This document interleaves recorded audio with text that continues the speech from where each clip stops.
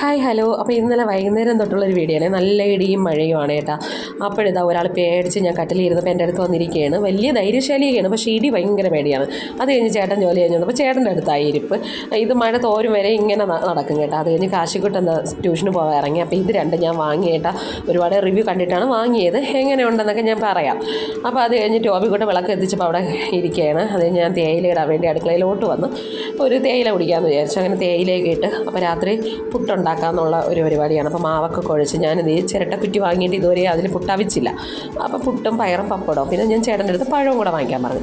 അങ്ങനെ അവർ രണ്ടുപേരും കൂടെ കടയിലോട്ട് പോവുകയാണ്. അപ്പോൾ അത് കഴിഞ്ഞപ്പോൾ ശങ്കരിക്ക് ഈ മോഡലിലൊക്കെ പട്ടുപാവാടയും ബ്ലൗസും തയ്ക്കണമെന്ന് പറഞ്ഞാൽ അങ്ങനെ കലംകാരിയിലെ ഒരു തുണി എടുത്തിട്ട് തയ്ച്ചതാണ് കേട്ടോ. അപ്പോൾ അത് കഴിഞ്ഞ് അവരിതൊക്കെ കഴിക്കായിരുന്നു. അപ്പോൾ പയറ വെച്ചത് ഉടഞ്ഞു പോയി.